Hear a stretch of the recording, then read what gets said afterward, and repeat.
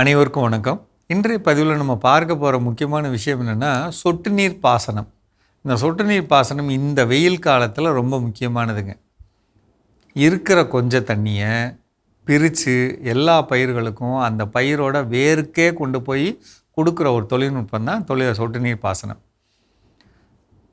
நிறைய பேர் நம்ம சொட்டு நீர் பாசனம் போட்டவங்க பிச்சை எறிஞ்சிருப்போம், அல்லது போடலைங்கிறவங்க என்ன செஞ்சுருப்போம்னா, என் போரில் நிறையா தண்ணி இருக்குது, கிணத்துல தண்ணி இருக்குது, நான் எதுக்கு போய் இதெல்லாம் சொட்டு நீர் போடணும் அப்படிங்கிறது ஒன்று.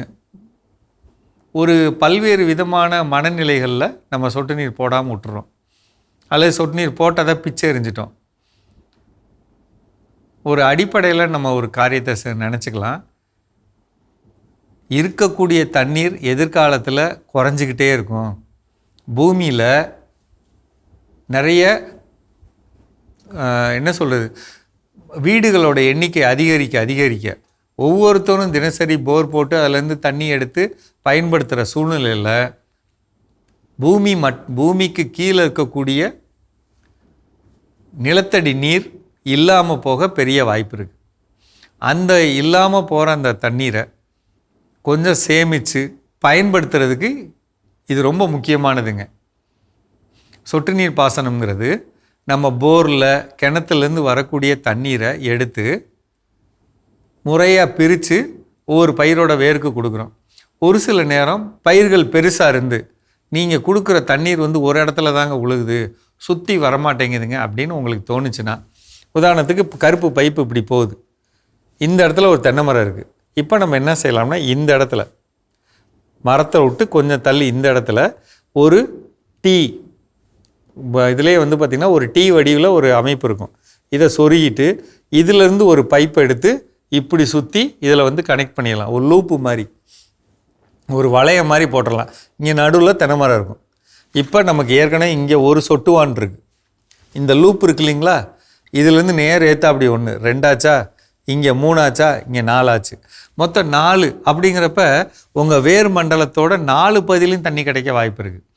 ஒரு சொட்டுவான்லேருந்து 1 மணி நேரத்துக்கு 8 லிட்டர் தண்ணி வருதுன்னா 4ங்கிறப்ப 32 தண்ணி வரும். அப்போ 2 மணி நேரம் அப்படின்னா 64 லிட்டர் தண்ணி வரும்.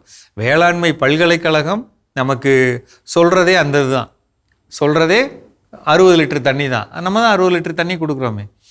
இதை நம்ம நார்மலாக கொடுக்குறத விட இரவு நேரங்களில் கொடுக்குறப்ப வேறு மண்டலம் ஃபுல்லாக நனைஞ்சு ஒரு பயிருக்கு நல்ல ஈரம் கிடைக்க, வேர் மண்டலம் ஃபுல்லாக ஈரமாக ஒரு பெரிய வாய்ப்பு இருக்குங்க. குறைந்த தண்ணீரை எல்லா பயிர்களுக்கும் பிரித்து கொடுக்கணும்னா இரவு நேரத்தில் கொடுத்தா ரொம்ப நல்லது.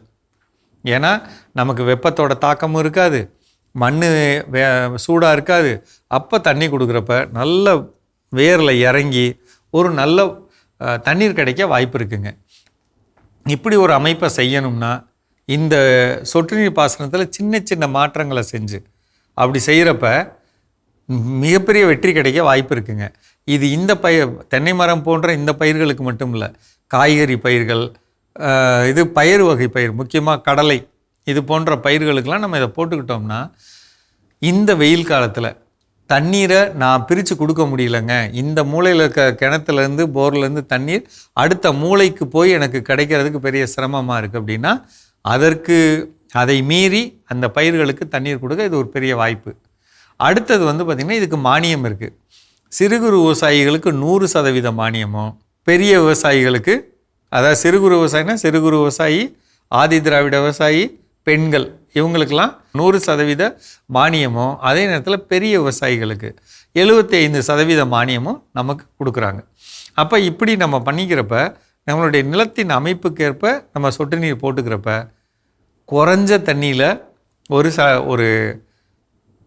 வளர்ப்பை செய்கிறதுக்கு பெரிய வாய்ப்பாக இருக்கும். இது மட்டும் இல்லாமல் மரப்பயிர்கள் வளர்க்குறோம் பார்த்திங்களா, அந்த மரப்பயிர்கள் வளர்க்குற இடத்துலையும் தண்ணீர் கொடுக்காமல் இருந்திங்கன்னா கரையான் வரும், தண்ணீர் அதிகம் கொடுத்திங்கன்னா அழுகல் வரும்.